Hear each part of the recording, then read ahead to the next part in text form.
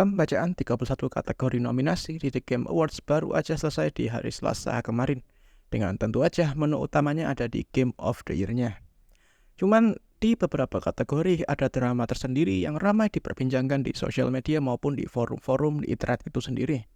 Cuman dari yang ngikutin acara dari Jeff Keighley ini sejak 2016-an, nominasi ini sendiri selalu ada masalah sih. Terutama karena pemilihan game yang masuk ke kategori ini ataupun kategori itu. Nah, di tahun ini sendiri ada satu kategori yang ramai diperbincangkan, yaitu Dave the Divers yang masuk ke kategori Best Independent Game atau Best Indie Game. Dan ketika para gamers mengulik game ini, proteslah mereka, bukan karena gamenya jelek kayak Gollum atau Kong Rise of Kong itu ya. Simpelnya karena ini adalah kategori indie, sebuah kategori yang bisa dibilang sangat sensitif lah. Dan kebetulan Dave the Divers sendiri ternyata tidak dimasukkan ke kategori ini. Kenapa? Karena developernya sendiri adalah anak perusahaan dari Nexon, publisher besar Korea Selatan yang pasti kalian pernah dengar nama publisher ini. Kita emang biasanya ngelihat game dengan art style pixel atau biasanya game Metroidvania itu game indie. Tapi apakah emang kayak gitu? Dan itulah yang akan jadi bahan pembahasan untuk video kali ini.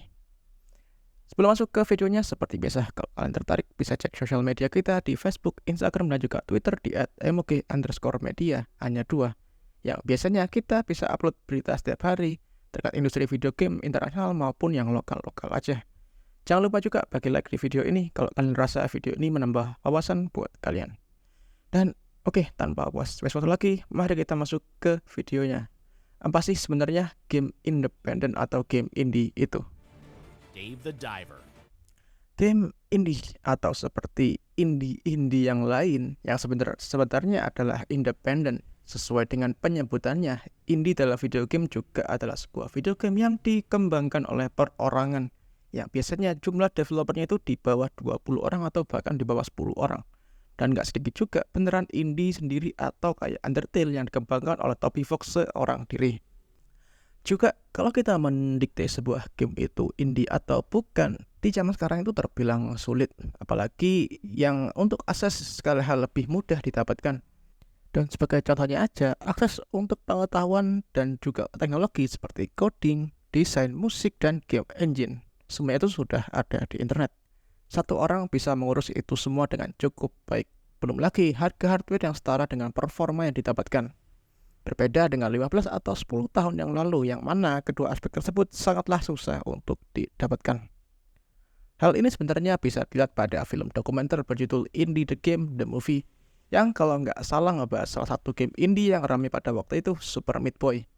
Developer tersebut harus bertahan dan terus berkarya sembari mencari modal maupun publisher, yang diharapkan dapat menekan biaya produksi maupun biaya hidup bagi sang developer.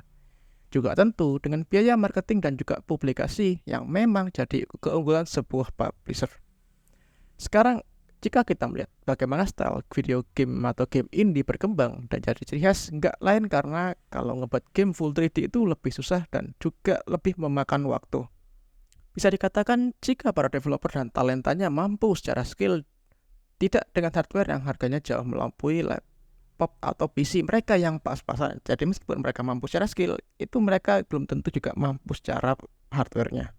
Itulah kenapa game indie kebanyakan punya grafis pixel atau kalaupun nggak pixel, style kartun dan anime. Tapi kembali lagi, biasanya gamenya pun jadi kayak Metroidvania atau top-down adventure. Emang ada sih game indie yang punya grafis 3D dan juga third person. Cuman rata-rata gamenya game horror sih. Itu pun gamenya juga rata-rata pendek atau nggak punya core value yang padat kayak game indie pixel. Dan dikenal sebagai hidden gem menarik bagi kalangan fans di seluruh dunia. Terus gimana kalau kita ngomongin budget? Dari segi ini sendiri lebih enak kalau kita melihat bagaimana ada game yang namanya game AAA atau blockbuster game dengan budget lebih dari 100 juta dolar. Game apa aja yang punya budget gila tersebut? Ya cukup banyak dan cukup lumrah sih untuk tahun-tahun segini. Kayaknya game dari Blizzard, Ubisoft, dan juga Square Enix yang rata-rata punya budget minimal di atas 100 juta dolar atau mungkin sekarang ada di angka 250 juta dolar. Itu pun juga belum budget untuk marketingnya. Nah, sekarang kalau kalian tebak berapa budget dari sebuah game indie secara umum?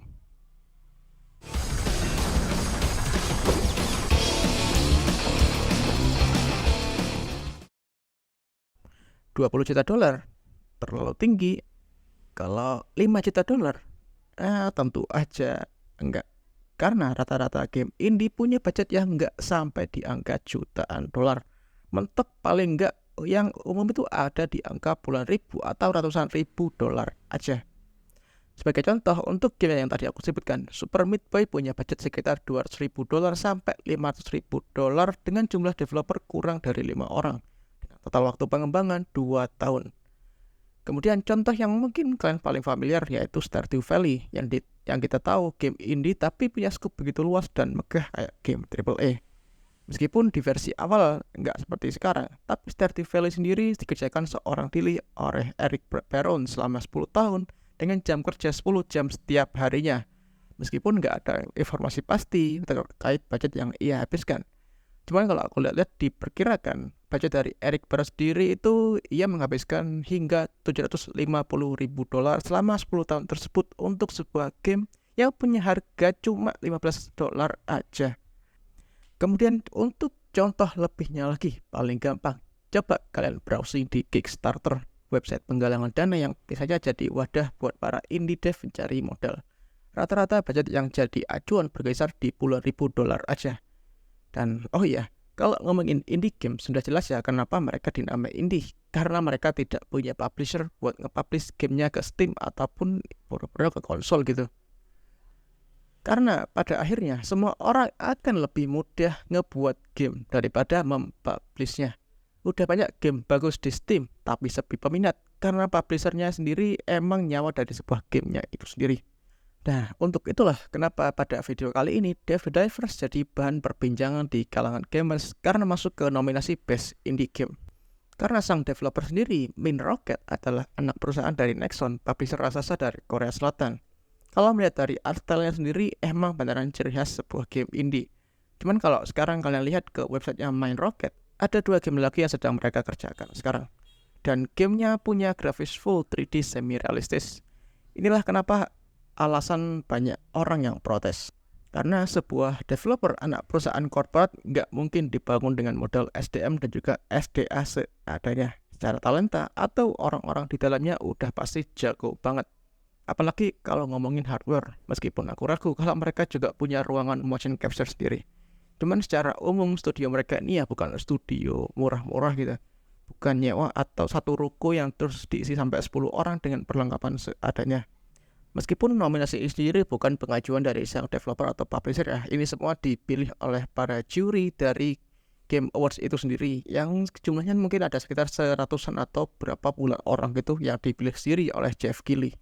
Dan sekarang ramenya itu juga ada 2 kubu, jadi ada mereka yang nggak tahu, jadi mereka menyalahkan Dave the Divers dan juga developernya.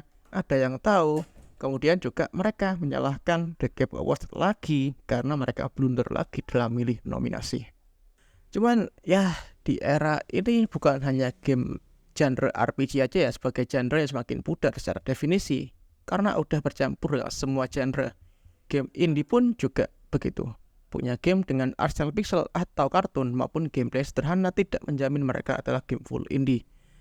Faktanya nih, Kojima Production itu bisa dikatakan studio indie loh. Karena mereka tidak punya publisher tetap alias independen. Cuma secara talenta dan juga SDM-nya ya masa game indie sih? Kan udah tau lah gimana orang-orang di balik Hideo Kojima ini. Terus juga sebenarnya ada lagi sekarang publisher yang emang fokus mengayomi para indie developer ini. Kayak Annapurna Interactive, Team 17, Devolver Digital. Tapi kembali lagi, seberapa jauh mereka mensupport para studio yang ada di bawahnya. Karena spirit atau semangat dari indie game itu sendiri adalah di talenta yang terbatas yang harus berkarya dengan hardware dan budget seadanya.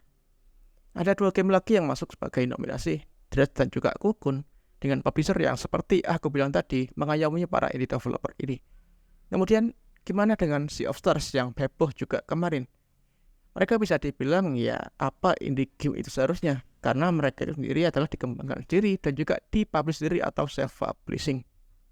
Dan sekarang tinggal gimana hasil akhir dari para juri di Game Awards. Siapa yang akan menang jadi juara Best Independent Game di tahun 2023 ini. Dan juga sekalian masukan untuk Jeff Keighley dan juga para jurinya mereka mungkin harus riset lebih dalam lagi ke berbagai cabang studio ini beneran studio indie atau beneran studio kayak Dave the Divers yang studio baru ala-ala indie yang merupakan potongan atau anak perusahaan dari korporat besar atau publisher besar. Dan kalian sendiri ada prediksi nggak nih kira-kira siapa yang bakal menang untuk kategori Best Independent Game ini? Dan sekian buat video pendek untuk kali ini. Aku sih belum voting untuk keseluruhan nominasi di Game Awards karena bingung juga. Game-game yang rilis di tahun ini emang bagus-bagus banget. Cuman ya kita lihat aja nanti di tanggal 7 Desember nanti. Terima kasih udah nonton sampai di detik ini. Kalau ada salah kata ataupun salah informasi, aku mohon maaf. Dan aku Afi dari Emogi Media. Sampai jumpa di video kita selanjutnya. Bye.